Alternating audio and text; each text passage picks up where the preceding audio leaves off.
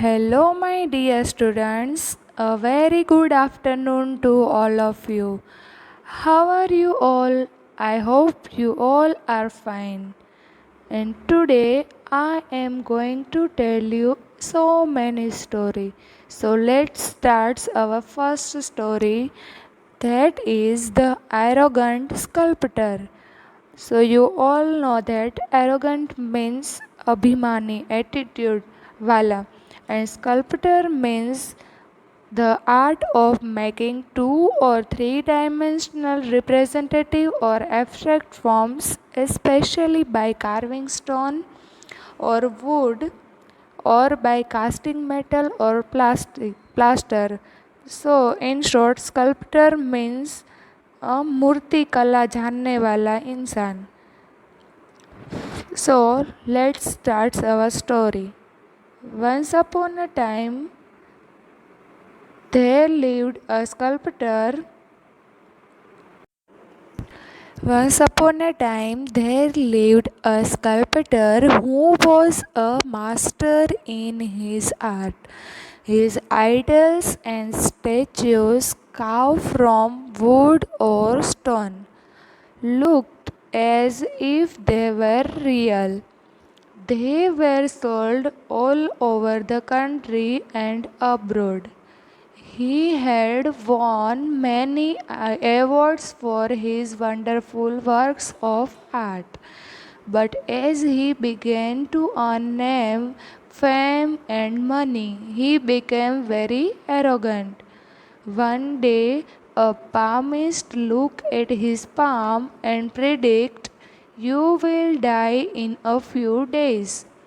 The sculptor decided to cheat Yamraj, the god of death. You know that Yamraj is the god of death. By using his art, he made 6 identical statues which looked exactly like himself. These statues look so real and so much like the sculptor himself that if he stood among the statues, no one could tell who the real and the live sculptor was. Now the sculptor became more arrogant than ever. He began to believe that even Yamraj would not be able to identify him from among the statues and take him away. At last, the day of the sculptor's death arrived. The sculptor laid the 6 statues in his bedroom and went to sleep among them. You can see sculptor's picture and idol's pictures here. So next, when the time of the sculptor's death came, Yamraj came to his house to take him away with him. But he saw not one, but 7 sculptors sleeping in the bedroom. One real sculptor and 6 his statue. Total 7 sculptors sleeping in the bedroom. It was very difficult for him to identify the real sculptor.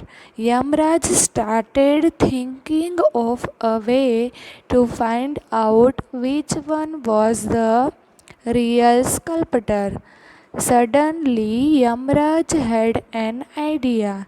He smiled and said, "Wonderful, O sculptor, you have confused me by making 6 statues which look exactly like you." What did Yamraj say? Yamraj had an idea. He smiled and said, "Wonderful, O sculptor, you have confused me by making 6 statues which look exactly like you. But but there is a small mistake in these statues. This word was Yamraj hurt the sculptor's ego. At once he got up and said, "What mistake are you talking about?" "Well, this is it," exclaimed Yamraj, catching the sculptor by his hand. As soon as you heard that there is a small mistake in your statues, your ego was hurt. So you got up and asked me about it. That is your mistake. If you had not if you had not made this mistake, it would have been very difficult for me to identify you from among these statues, added Yamraj. Saying this, Yamraj took hold of the sculptor and left. So, what did you learn from this story? The moral of the story is this: never be proud of your talent. Whenever we are in a difficult situation, we should think with a calm mind and find a way out of it. So, never be a arrogant person. I I hope you all have enjoyed this story. Let's start our next story, which is The Fisherman's Dream. You all like colorful fishes very much. In aquarium, you can see so many colorful fishes in a various size, in big size, in small size. So many fishes are available in aquarium. So let's start the story. The Fisherman's Dream. Once upon a time, there was a fisherman. He lived with his family in a small hut on a sea coast. Sea coast means near the sea. The fisherman had a boat. Every morning he would take his boat and go fishing into the deep sea. He earned his living by selling fish in the market and lived happily with his family. Once morning, the fisherman suddenly felt very dispirited and gloomy. That day he did not have fun with the children playing in the sand. This worried his wife. She asked him, "Why are you so depressed today? Are you not feeling well? Is anything bothering you?" The fisherman said, "Lakshmi, last night I had a beautiful dream. I dreamt that I was the king of a state and that you were my queen. We lived in a grand palace. I wore beautiful silk robes, had a stud crown on my head, and wore a diamond necklace. You too wore a lovely silk clothes, and you were bedecked with a golden necklace and bangles." Such a beautiful dream. We were sitting on the thrones in our royal court. This is the picture of fisherman and his wife. So many fishes are there, and Children are playing near the sea coast, and you can see in these pictures the king fisherman. Suddenly, our children came running to us and called out to me, "Father, Father!" I woke up with a start. When I look around, I realize that I was sleeping on my cot in our small hut.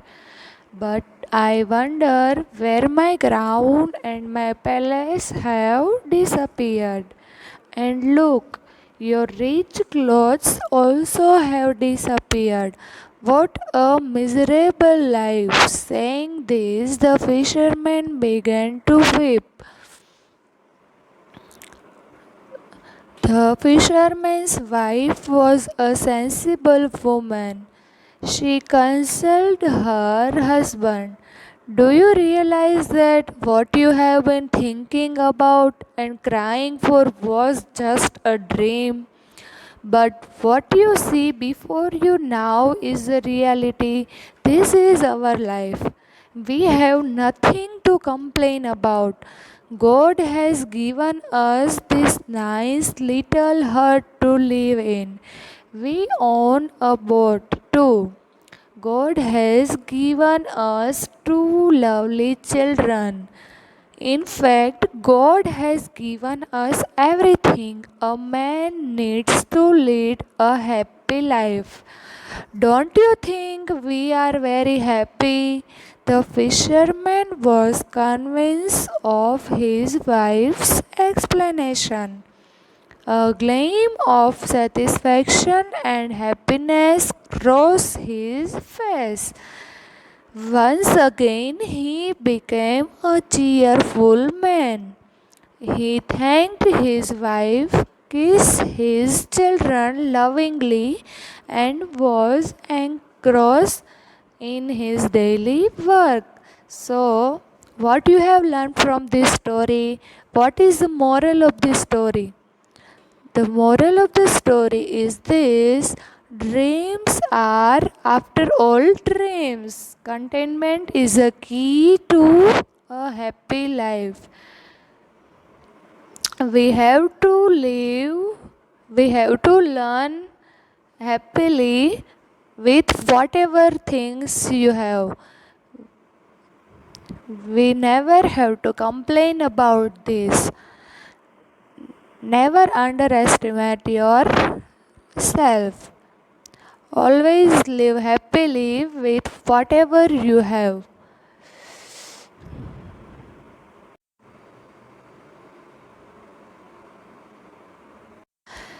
Let's start our next story, which is The King Who Loved Trees. You all are like trees, right? We have to plant a tree because trees give us oxygen, and which is very important for human to breathing. We use oxygen in breathing. So let's begin our story. Once upon a time, there lived a king who was very fond of trees. Means who liked trees very much. He loved trees so much that every year he would have many trees planted in the fallow lands in his kingdom. The king said to his people, "Forest protect animals and the animals in turn protects the forest. Forest protects animal and the animals in turn protect the forest. The both animals and trees are very useful to a man." Animals and trees both are useful for us.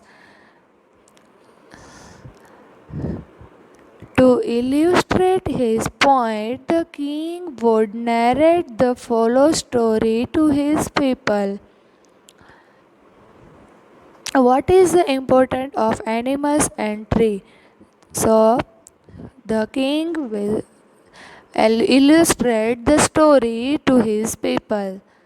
So let's see what is the story. One day, all the trees in the forest complained to God. There are many wild animals in his forest. Human beings are afraid of them and so they don't come to the forest. We feel lost without human beings around us. So, we request you to remove all the wild animals from the forest. What, what is the complaint? There are many wild animals in this forest. Human beings are afraid of them and so they do not come to the forest. We feel lost without human being around us. So we request you to remove all the wild animals from the forest.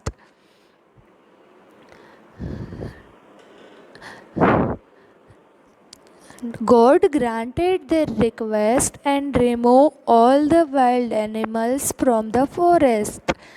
Now the human beings were no longer afraid of animals and so they started coming to the forest and cutting trees.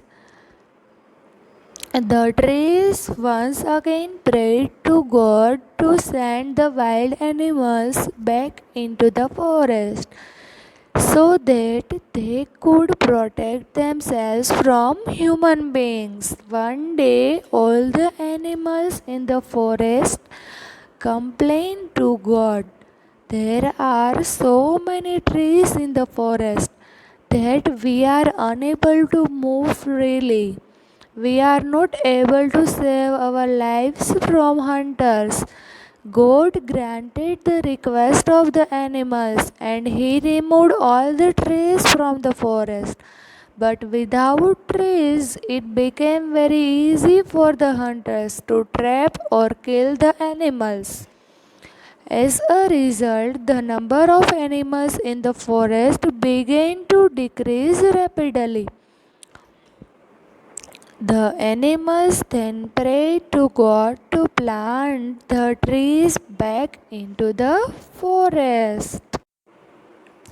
God said animals and plants are very useful to one another. They protect one another. They add to the beauty and prosperity of the earth. Through this story, the king would try to convince and inspire the people to save trees and protect them. Now it so happened that, in spite of the king's rigorous campaign to save trees, a farmer cut a mahudo tree in his farm. When the king came to know about it, he immediately ordered his guards to arrest the farmer and bring him to the court. The farmer came to the court of the king and confessed his. The king decided to punish the farmer for his grave offense. He said, "There is a huge stake in our kingdom. As a punishment for your offense, I want you to plant and return trees around the lake every year for the next 10 years." All the people of the kingdom highly praised their All the people of the kingdom highly praised their king for his love for trees. The farmer planted and raised 100 trees in 10 years. So, what is the moral of the story? Do not fell trees, save trees, grow more trees, and save our environment. We must protect birds and animals. Our next story is the value of zero. One day, a famous mathematician convened a meeting of numbers. All the numbers except zero came for the meeting. Zero was hiding in an unknown place. The mathematician ordered all the numbers wherever zero is, I want you to go and find him out and bring him to this meeting immediately. All the numbers began to search for zero.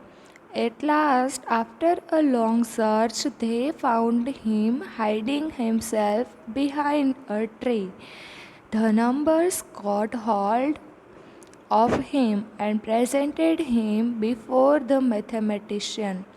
The mathematician called zero to him and said, "Why were you hiding? Why were you afraid to attend the meeting of numbers?" Zero started crying and said in a broken voice, "Sir, I am a zero. According to people, I have no value, and so no one cares for me or respect me. This hurts me a lot. That is the reason why I was not inclined to attend this meeting. I hid myself behind a tree so that no one could find me." Next, the mathematician thought for a while and called the number 1 and asked him to stand in front of him. Looking at 0, the mathematician asked him, "Tell me, 0, what is the value of this number?" 1, 1, replied 0. The mathematician then asked 0 to stand to the right of 1. Look at the other numbers. He asked him, "What is the value of this number?" 10, replied all the numbers in unison. The mathematician then asked all the zeros to stand to the right of one after the other. Every time a zero was added to the right of 1, the mathematician would ask the other numbers the value of 1. As the number of zeros increased, the value of 1 also increased. That is to 100, 1,000, 10,000, a lakh, and so on. The mathematician said to the zeros, "When each of you stood to the right of one after the other, the value of 1 increased. From 1, its value became 10, 100, 1,000, 10,000, a lakh, and so on. Any number by itself has very little value. Its value increases only when another number is put beside it. You think that all by yourself you have very little value, but when you come along with some other number, you increase not only your own value but also that of the other number. Didn't I just prove that to you?" Zero understood the point made by the mathematician. He was happy that the notion of the people that zero has no value was baseless and wrong. So, what is the moral of the story? Every man and everything on this earth is important. Never ignore anyone or anything. When we join others, we enhance not only our own value and strength but also that of the others. Always work unitedly.